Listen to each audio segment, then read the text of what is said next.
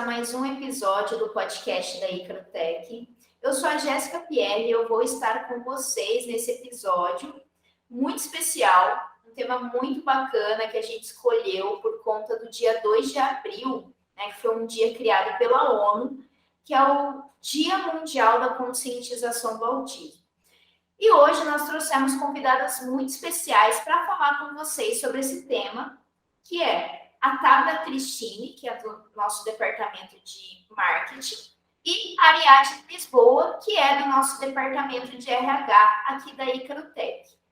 Tudo bem, meninas? Tudo bem com vocês? Se apresente para os nossos ouvintes. Tudo bem, tudo bem. Um prazer estar aqui com vocês hoje.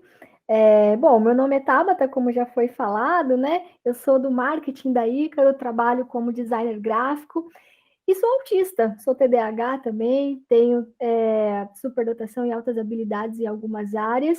E hoje a gente vai bater esse papo aqui sobre autismo, então foco no autismo, as outras coisas são só complemento.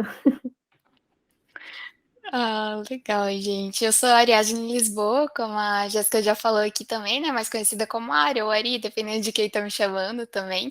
Eu sou analista de recursos humanos aqui na Icrotec e sou graduanda do curso de psicologia também. Estou muito feliz de estar aqui hoje, acho que vai ser uma troca muito rica. Muito legal, é um prazer estar aqui com vocês, meninas. E, bom, para começar esse bate-papo, começar a nossa conversa aqui, Ari, o que é o autismo? Se a gente partir um pouco de uma definição mais técnica, né, o autismo também ele pode ser conhecido como TEA, que é o sigla do termo transtorno do espectro autista. E até se a gente desmembrar essa sigla também, né, a gente tem em primeiro lugar a palavra transtorno, que para a psicologia ali é definido como uma condição de ordem mental, psicológica, e de alguma forma ali compromete ou traz prejuízos na vida da pessoa. Espectro, que é a segunda letra da sigla TEA, faz referência ali à variedade de sintomas e níveis de autismo, porque assim como todo transtorno ele se encaixa num diagnóstico pela semelhança de um quadro específico ali, também é possível ter sintomas e características próprias de cada um também, né? Então não existe um único padrão do que é ser uma pessoa autista. Isso que significa a palavra espectro em si. E para finalizar a definição também, a última letra, né, da sigla do TEA, a própria definição do autismo, né, que é caracterizada pela condição específica de neurodesenvolvimento também, que afeta a forma como a pessoa pode interagir socialmente, como a pessoa se comunica e como se comporta também. É isso. Eu acho interessante também a gente falar que o transtorno do espectro autista está dividido hoje em níveis de suporte, né? A gente tem o nível de suporte 1, que é onde eu me encaixo, o nível de suporte 2 e o nível de suporte 3. A gente chama popularmente de leve, moderado e severo, mas eu particularmente não gosto dessas nomenclaturas populares, porque faz parecer que o nível 3, né, que a gente chama de severo, é o fim do mundo, que essas pessoas elas não têm condições de serem integradas na sociedade, enquanto que o leve e o moderado acabam passando batido por parecerem menos autistas. Ah, é só leve, é ser moderado, não é nada demais. Enquanto que não é verdade. Você pode ter um autista de nível de suporte 3 de suporte, né? Muito bom em alguma área, e você pode ter um autista de nível de suporte 1 que não é tão bom naquela área como o autista de nível de suporte 3. Então, os níveis de suporte, eles acabam não representando, às vezes, muito bem o espectro autista, né? Já existem vários estudos que buscam uma nova divisão do espectro, mas, por enquanto, a gente tem essa.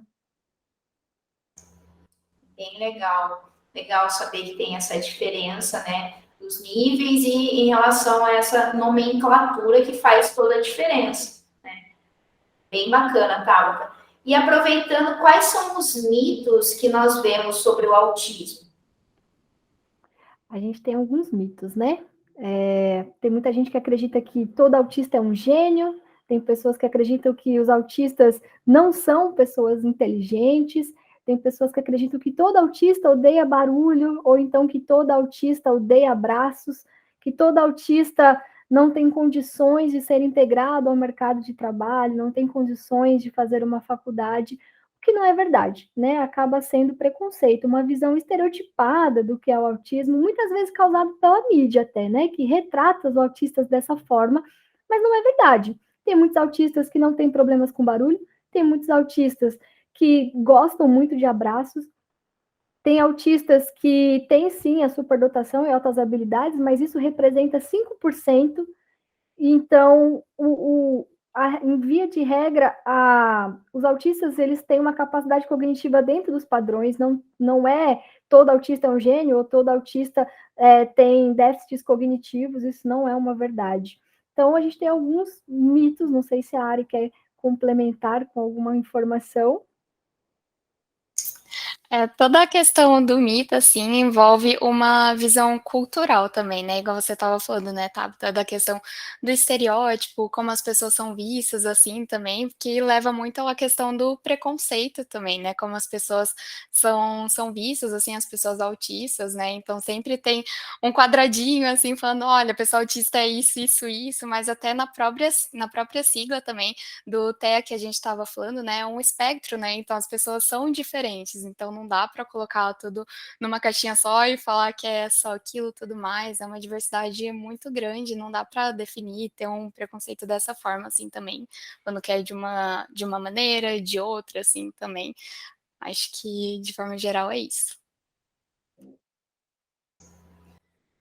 Bacana. E, Ari, como que é o processo de diagnóstico, assim, a sua visão dentro da psicologia? Ó, pensando em diagnóstico, então, né, a gente precisa pegar como referência ali a caracterização do quadro de autismo também, um pouquinho do que eu estava falando antes também, né. Então, a título de exemplo ali, alguns sintomas são padrões repetitivos ali de comportamentos, interesse em atividades, assuntos específicos, pode ter também apego à rotina, dificuldade de sociabilização, entre outros, mas é um pouquinho do que eu estava falando também, né, mesmo a gente sabendo que não são todas as pessoas autistas que vão ter esses sintomas, assim, também, alguns desses sinais ali costumam aparecer logo na infância, né, então tem uma tendência ali a persistir, a continuar na adolescência e na vida adulta também.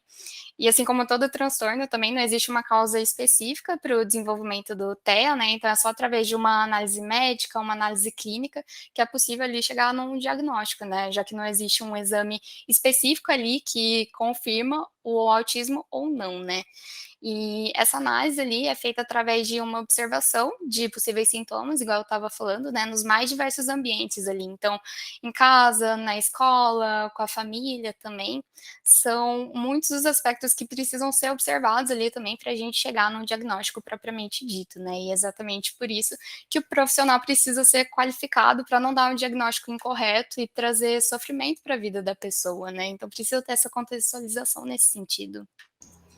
E tá, então conta como que foi o seu processo de diagnóstico. Meu processo foi bem complicado. Eu tive o diagnóstico tardio, com 28 anos, e demorou 4 anos todo o processo, porque eu não encontrava profissionais especializados em autismo em adultos, né? É um grande desafio, existem poucos profissionais, é um processo caro, até digo que o diagnóstico é algo elitizado ainda. A gente tem poucos autistas negros, poucos autistas indígenas, poucas autistas mulheres, por conta dessa dificuldade que é chegar ao diagnóstico com um profissional capacitado para avaliar uma pessoa adulta, né? As mulheres acabam passando batido por terem um comportamento diferente, muitas vezes, dos homens, e hoje a gente tem ainda o comportamento masculino como padrão diagnóstico. A gente está num processo de mudança, mas ainda está longe do ideal, né? E é um processo caro. Então, eu gastei bastante tempo, bastante dinheiro com o meu processo de diagnóstico, só não desisti porque era uma coisa que eu precisava. Eu precisava saber quem eu era, entender o meu funcionamento cerebral, mas é bastante desafiador. Em relação ao preconceito com os autistas, você passou por algum preconceito? Como que é isso? Passei por muito preconceito, né? Desde o meu processo diagnóstico, onde eu ouvi que não podia ser autista porque eu fiz faculdade, porque eu namorava, porque eu trabalho. Eu já ouvi até que eu não podia ser autista porque meu cabelo é legal e autistas não têm vaidade, então eu não poderia ser autista. Eu já ouvi muita coisa de profissionais que não são especialistas em autismo. Já perdi trabalhos por falar que sou autista. Até fico muito feliz porque a Ícaro super me acolheu em todos os momentos, o que é algo super novo na minha vida, porque até então encontrei muitas portas fechadas por falar que sou autista. E acho que para mim o que mais me marcou foi quando eu comecei a namorar e uma amiga da minha namorada falou para ela: Nossa, como você é guerreira, como você é uma pessoa boa por namorar com uma autista. E isso me marcou muito, porque ninguém fala o contrário, ninguém fala, poxa, como você é guerreira por namorar uma pessoa não autista, né? Porque a gente já parte de um ponto, de um pressuposto, que o autista é o problema, que ser autista é ser menos. Então, são diversas formas de preconceito, de capacitismo, né? Para quem não está familiarizado com o termo, capacitismo é o preconceito com as pessoas com deficiência, onde você parte de uma ideia que a pessoa com deficiência ela é menos capaz do que as outras. Então, infelizmente, é uma realidade que a gente vive, e eu sempre digo que a gente tem que se manter forte, porque senão a gente acaba acreditando nessas coisas que as pessoas falam pra gente. Você gostaria de complementar sobre essa questão do preconceito, o que você tem visto, né, nessa área da psicologia, ou mesmo, né, se você conhece alguma história, enfim. Eu acho que na mesma pegada ali que a Tabata estava falando do capacitismo, né, a gente pode ir para uma visão cultural ali também, de como o preconceito é construído ali socialmente também, né. Então, se a gente for pensar numa linha do tempo ali dentro da história, né, desde os primórdios o ser humano se comporta, se expressa de uma maneira que pode ser considerada ali, normal, entre aspas, ou patológica, assim, né. Esse termo da patologia, né, em si, faz referência a todo comportamento que foge de um padrão social e que não é historicamente esperado também, né. Então, tudo que desvia de um padrão não é bem visto socialmente, basicamente é isso, né. E por que isso acontece? Existe uma tentativa ali excludente na história de que as pessoas sempre tentam enquadrar e construir similares, né. Então, o diferente nunca é uma opção e é sempre visto com maus olhos. Então, quando não há um espaço ali para subjetividade, para diferenças também, esses grupos que não se encaixam na categoria normal, de novo, entre aspas, né, são excluídos e são estigmatizados, que é onde encaixa o capacitismo aí também, né. Exatamente isso que é o preconceito. O preconceito vai atuar ali enquanto um mecanismo de manipulação e controle social para o benefício de classes dominantes, né, o que a gente consegue ver através de falas, práticas discriminatórias que acontecem tanto de forma aberta quanto de forma velada também. Obviamente, ali existem tentativas, né, de mudar essa concepção que marcaram a história, então tem o caso da reforma psiquiátrica, por exemplo, né, que reconheceu pessoas desviantes, entre aspas, enquanto seres subjetivos e não como pessoas doentes, que era uma visão que era antes, assim, também, né. Mas a gente não pode deixar ali essa luta de lado contra o preconceito e contra a rejeição de pessoas que fogem do padrão normal esperado.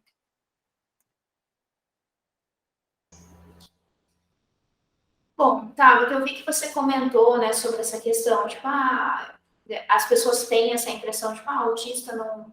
Você fez faculdade, você não pode ser autista, enfim, você namora. Então, falando nesse quesito, né, de mercado de trabalho, né? Como que é o mercado de trabalho aí para autistas? A gente está iniciando, eu acho, essa luta, essa fala. Até então a gente falava de inclusão exclusivamente nas escolas, né? A gente não pensava que os autistas também crescem, também precisam trabalhar. É uma grande luta, é um grande desafio. Eu tenho muitos amigos autistas que não conseguem emprego, mas é uma realidade que a gente vem mudando. Porque as empresas, muitas vezes, têm a resistência em contratar o autista porque ela não tem conhecimento. Às vezes a gente pensa que as empresas não estão nem aí para os autistas, enquanto que muitas vezes não é essa a verdade. É que as pessoas que estão dentro do mercado de trabalho não conhecem sobre o autismo. Por isso que a gente precisa de podcasts como esse, a gente precisa aparecer, mostrar para a sociedade que a gente existe e a gente precisa trabalhar e somos capazes, para que as empresas vão entendendo, né, aos poucos, como que funciona uma pessoa autista, como você pode incluir essa pessoa autista. Eu hoje faço parte de um projeto chamado Empresa Amiga da Pessoa Autista, onde a gente leva treinamento para as empresas, para que elas entendam como contratar uma pessoa autista e como incluir ela no ambiente de trabalho, porque contratar é muito importante, né? A gente está nessa fase de trabalhar a importância da diversidade para dentro das empresas, mas só contratar não basta. Você precisa também incluir essa pessoa, né? E eu acho que a gente já está avançando a passos curtos, mas já avançamos muito mais do que era no ano passado, por exemplo. E a sua visão como profissional de RH para essa questão do mercado de trabalho? Olha, eu pessoalmente acho que essa fala da Tabita foi muito importante também, porque um dos cenários em que a exclusão mais acontece é no trabalho também, é nessa esfera do trabalho. E por que que isso acaba sendo tão problemático, né? Acaba sendo problemático porque o trabalho, ele assume ali uma função central na vida do ser humano, né? Já que a gente consegue ter determinadas conquistas, alcançar certos espectros apenas através dele, assim, também. Então, é através do trabalho ali, por exemplo, que a gente consegue ter dinheiro para sobreviver, né, se sentir inserido na sociedade, porque de alguma forma ali a gente sente que está contribuindo de alguma forma no mundo, assim, também para o mundo. O trabalho faz com que as pessoas se sintam dignas também, né, e os grupos estigmatizados que têm dificuldade para conseguir um emprego, acabam tendo essa cidadania negada mesmo, né, por serem excluídos dessa esfera do trabalho. Então, a inclusão de pessoas autistas no mercado tem uma importância não só social, mas cultural, econômica e política também, né. Até puxando um pouco o gancho da inclusão, né, existem pesquisas que mostram que a inclusão, a aceitação de diversas subjetividades ali, aumentam o comprometimento no trabalho. Então, potencializa ali o sentimento de lealdade, intenção de permanecer na empresa e, consequentemente, essa abertura para inclusão, né, reduz quantitativamente os índices de absenteísmos e turnovers. Tem, bem como valoriza ali a imagem da empresa interna e externamente também, então acaba sendo um win-win para todos os lados. Posso fazer um adendo? Já que a gente está falando sobre isso, eu achei muito interessante a fala da Ari de que é com o trabalho que a gente ganha dinheiro. E as pessoas às vezes esquecem que ser autista é muito caro, porque você tem terapias, você tem às vezes medicamento, e como é que você paga por isso se você não tem um trabalho? Então, a realidade do autista adulto hoje é muito complicada, porque você precisa disso para ter qualidade de vida e muitas vezes você encontra um mercado de trabalho fechado para você e você se vê sem ferramentas, você se vê sem recursos.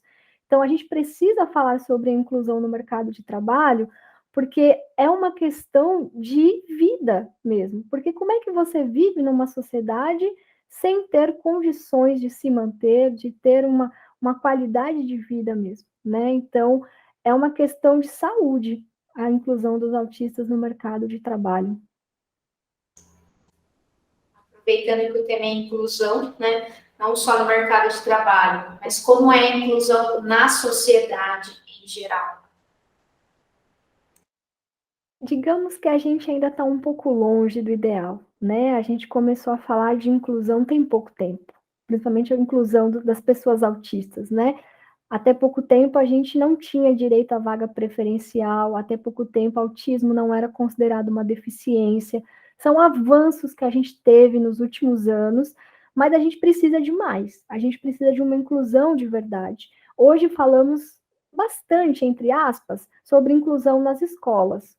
Claro que ainda tem bastante desafio, né? Não é o ideal muitas vezes, mas a gente precisa expandir. A gente precisa falar de inclusão no mercado de trabalho, como a gente falou, a gente precisa falar de inclusão nas faculdades, a gente precisa falar de inclusão no dia a dia. Por exemplo, é muito difícil para uma pessoa autista ir ao supermercado. Tem toda uma questão de barulho, de luzes, de pessoas, de informação acontecendo ali. A gente precisa pensar que pode ser difícil para uma pessoa autista andar de ônibus, pode ser difícil para uma pessoa autista tirar a carteira de motorista. A gente precisa pensar que os autistas crescem e a gente precisa de inclusão de verdade, que não fique só nas escolas. Olha, eu acho até que puxando um pouco do gancho do que a Tabata estava falando também, né, dentro da inclusão, das diversas esferas, assim, que a gente precisa atuar para ser algo realmente que efetivo, né, basicamente, eu acho legal a gente dizer, né, que apesar da gente ter leis ali também que proíbem a descriminalização, o preconceito, a exclusão, assim, também, que tem ali como objetivo humanizar as populações que são marginalizadas, que são excluídas, as minorias ainda são silenciadas diariamente nesses exemplos que a Tabata deu também, né. E é por esse motivo também que a gente tem essas datas de conscientização, né, igual a gente estava falando do Dia Mundial da Conscientização do Autismo, que é mais conhecido ali como 2 de abril, né. Através dessas datas, assim, a gente consegue dar visibilidade, não só na tentativa ali de romper com os estereótipos, os preconceitos, mas também no próprio fortalecimento do movimento em si, e do próprio senso de identidade de cada constituinte ali também, né. Então acho que, tudo isso faz sentido. Bom, pessoal, muito obrigada pela presença de vocês aqui hoje. Esse assunto é muito importante, né? A gente precisa muito falar sobre essas questões, tanto do autista como essa questão de diversidade, do mercado de trabalho. Eu também agradeço muito a Ícaro, né, por ser uma empresa que, como você disse, tá? Que bom que você foi bem recebida aqui, né? Eu também tenho as minhas questões por gostar muito da Ícaro e saber que é um lugar tipo, muito saudável assim para trabalhar e as pessoas são muito receptivas. Então, eu fico muito feliz também de estar fazendo um episódio sobre isso, né? Eu acho que é muito importante e eu fico muito feliz da presença de vocês aqui para falar sobre esse assunto. E, bom, queria que vocês deixassem alguma mensagem final para os nossos ouvintes. Eu queria agradecer, né, primeiro o espaço para a gente poder trazer esse assunto aqui, que é um assunto que a gente precisa falar com urgência, a questão de qualidade de vida das pessoas autistas. O meu recado é, se você tem um familiar autista, se você pensa que pode ser autista e está meio perdido, não sabe se vai atrás do diagnóstico, entenda que diagnóstico não é um ponto final para nada, muito pelo contrário, é um começo de uma vida com mais qualidade, com mais informação, com mais propriedade sobre quem é você ou sobre quem é aquele seu familiar que pode vir a ser autista, né? É um mundo de possibilidades que se abre, porque até então a gente fica na escuridão, sem saber quem a gente é, sem saber para onde a gente vai, como a gente funciona, e o diagnóstico, ele traz essa luz para a gente se entender e entender melhor os outros também. Então, não se assustem, gente. Eu sei que às vezes bate forte, né? No momento que a gente recebe um diagnóstico, a gente se assusta, mas não é o fim de nada, é um recomeço. Eu também queria agradecer aqui o convite, eu realmente acredito que foi uma troca muito rica também, igual eu falei aqui no começo, né, e acredito que espaços como esses, assim, também é muito importante não só para visibilidade, mas para quem está ouvindo, que possa se identificar, que possa se interessar pelo assunto também. Então acho que esse espaço é muito importante e fico feliz que a Icaro tenha proporcionado isso aqui para a gente também. Bom, e você, nosso ouvinte, fique ligado nessa temporada 2022. Nos vemos no próximo episódio.